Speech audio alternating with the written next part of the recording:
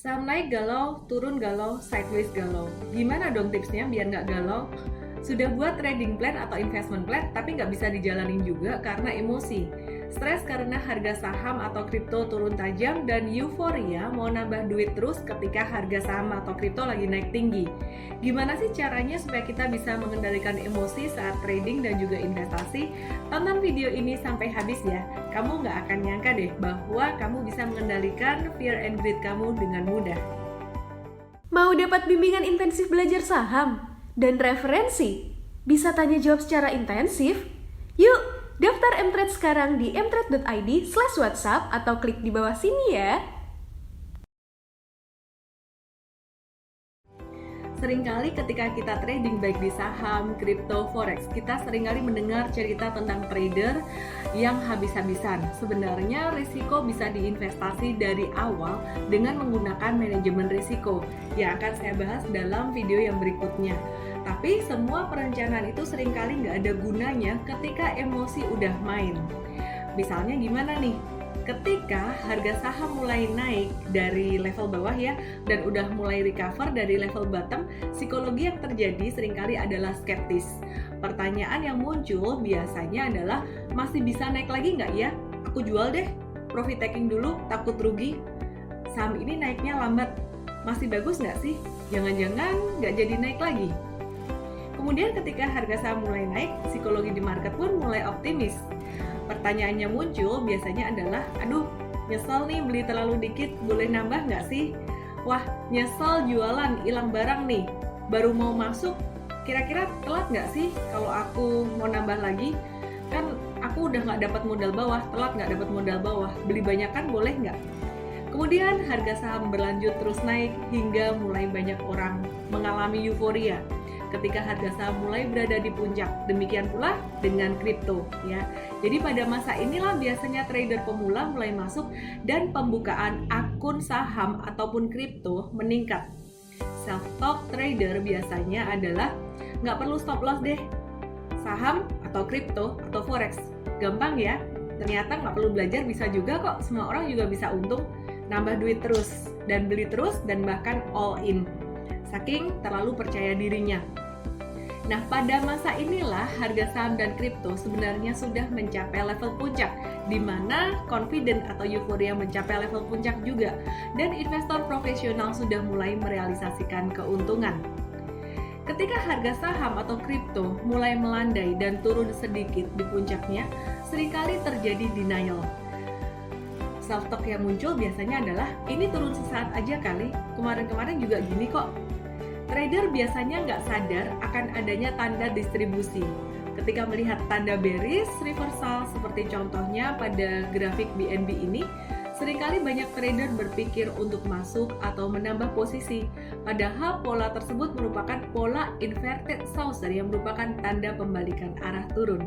Ketika harga saham atau kripto mulai turun, maka pelaku pasar mulai fear atau takut. Biasa yang dipikirin adalah, wah turunnya banyak nih, gimana ya, nyangkut nih. Boleh average down nggak ya? Selalu yang dipikirkan adalah average down. Nah, tapi ketika harga saham atau kripto lanjut turun lagi sampai jurang terdalam, maka trader pun mulai putus asa dan mulai pesimis karena sudah kehabisan modal. Mulai galau, yang dipikirkan adalah, kok turun terus sih? Gimana kalau cut loss aja? Udah mulai putus asa, di bottom baru mau cut loss. Berikut ini adalah contoh satu siklus harga saham atau kripto yang menunjukkan emosi trader. Perhatikan, di masa ini adalah masa euforia karena harga saham sedang berada di puncak. Nah, tapi kemudian disusul dengan periode denial di mana sudah mulai membentuk pola double bottom. Tapi ketika turun di sini, beberapa orang akan berpikir bahwa wah nggak apa-apa, nanti naik lagi.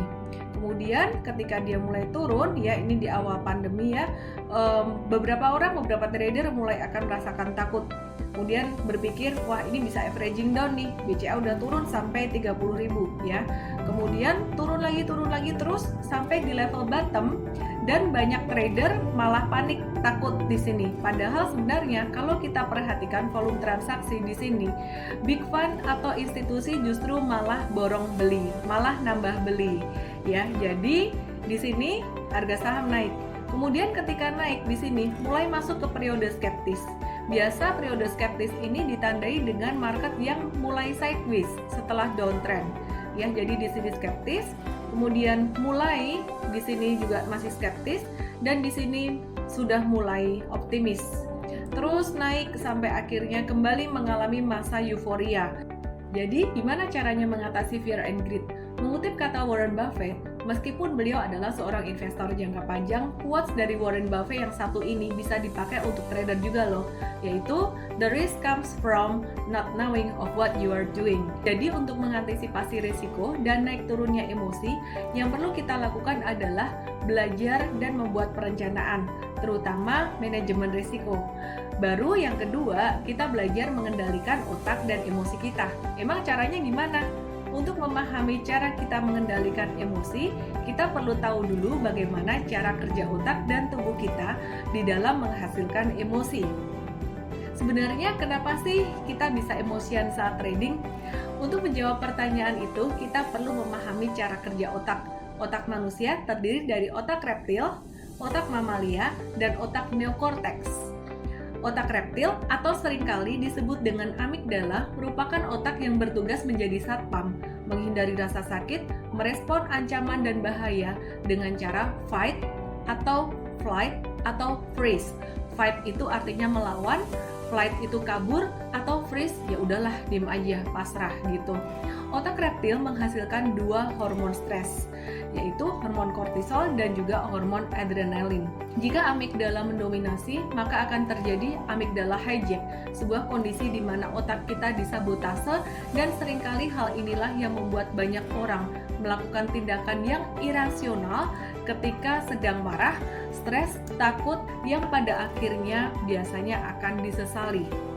Hormon kortisol dan juga hormon adrenalin ini juga muncul ketika harga saham atau kripto itu turun tajam dan kita udah all in, rasanya stres, deg-degan, takut, putus asa, bahkan marah. Yang kedua, otak limbik atau otak mamalia disebut juga dengan otak monyet, merupakan otak yang mengejar kesenangan dan menghasilkan hormon-hormon senang, bahagia, dan excitement. Hormon happiness diantaranya ada hormon dopamin, oksitosin, serotonin, dan endorfin. Hormon oksitosin atau the love hormone menimbulkan rasa percaya, trust, meningkatkan kemampuan berkomunikasi dan percaya diri. Anti-stres, meningkatkan bonding, dan juga gairah. Hormon ini muncul ketika kita membelai binatang piaraan, main dengan anak, bergandeng tangan dengan pasangan, dan saling memberikan pujian. Kemudian ada juga hormon serotonin, the mood stabilizer, yang membuat kita merasa nyaman, nafsu makan baik, tidur nyenyak, kemampuan bersosialisasi baik, dan daya ingat meningkat. Serotonin bisa distimulasi dengan meditasi, lari, berjemur di bawah matahari, berjalan di alam, berenang, atau bersepeda. Hormon yang ketiga yaitu endorfin, the painkiller, melepaskan stres, meredakan sakit, merasa senang sekali ketika kita tertawa, menonton film komedi, olahraga, menggunakan essential oil, makan coklat, atau makanan favorit bisa meningkatkan hormon endorfin. Dopamine, the reward hormone, menimbulkan motivasi dan semangat yang muncul ketika kita berhasil mengerjakan suatu tugas atau tantangan dan merayakan kemenangan. Hormon ini juga muncul ketika kita cuan banyak di pasar saham ataupun cryptocurrency ataupun forex. Otak neokortex, otak ketiga, bagian otak yang ketiga ya, merupakan otak yang paling modern bagi manusia, yang mengambil keputusan secara bijaksana berdasarkan pertimbangan yang logis dan juga berdasarkan perencanaan. Memahami cara kerja otak, maka untuk menetralisir emosi baik takut maupun serakah, yang perlu kita lakukan adalah dengan menetralkan hormon di dalam tubuh kita. Gimana caranya? Yang pertama adalah break the pattern. Gimana cara break the pattern? Kalau habis untung besar, jual. Ambil duitnya, bungkus, tarik benar-benar, dan simpan di tabungan kamu. Jangan diputar lagi, apalagi nambah modal. Percayalah, saya sudah mengalami sebelumnya berkali-kali. Ketika habis untung besar dan nambah lagi dan lagi, justru hasilnya malah tidak sebagus sebelumnya. karena otak monyet kita sudah dibajak. Kalau habis rugi besar, do nothing. Biasanya, kalau harga saham atau kripto tahu-tahu jatuh cepat, akan terjadi pantulan. Manfaatkan pantulan tersebut untuk mengurangi posisi. Biasanya akan jadi tren sideways sesaat. Sekali lagi, manfaatkan momen rebound atau naiknya harga untuk mengurangi posisi. Jangan terpikir untuk nambah-nambah lagi, apalagi jika tidak paham analisis teknikal. Salah-salah malah akan menangkap pisau jatuh dan kehabisan cash atau kehabisan duit. Beli di bawah boleh, asalkan sudah mulai muncul tanda bullish reversal. Nah, teman-teman bisa pelajari tanda bullish reversal dan analisis teknikal ini selengkapnya di aplikasi Mtrade. Ada konten-konten gratis dan teman-teman bisa pelajari dan download aplikasi ini di Android. Untuk premium bisa daftar dulu ke mtrade.id/WhatsApp. Kemudian ada tips yang kedua untuk mengendalikan fear and greed ketika kita berinvestasi dan juga trading, baik di saham, forex, ataupun di kripto. Tarik napas, bergerak, dan juga bersosialisasi. Habis cut loss besar atau habis profit taking besar, tarik napas, tahan 4 detik, hembuskan, tahan 4 detik. Ini namanya box breathing. Mengatur napas akan membuat kita bisa mengatur emosi lebih baik. Setelah itu, usahakan tubuh bergerak karena gerakan akan mengubah emosi. Misalnya bersepeda, jalan, lari, lompat-lompat, latihan tertawa. Bersosialisasi, ngobrol dengan pasangan, anak, teman baik, karyawan secara personal akan mendorong hormon kebahagiaan muncul sehingga bisa mengimbangi hormon stres dan juga hormon reward yang terlalu tinggi, yaitu dopamin. Tips yang ketiga adalah restart. Start small. Pernah nggak kamu merasa ketika di awal coba-coba pakai uang kecil, untung terus? Atau ketika kamu pakai virtual account, demo account, kamu untung terus. Tapi begitu tambahin modal, mulai berantakan. Itu artinya mental kita belum siap. Kalau kamu belum mulai, penting untuk mulai dari modal kecil dan sebaiknya jangan nambah modal ketika keuntungan belum sebesar modal awal. Realisasikan keuntungan dan simpan.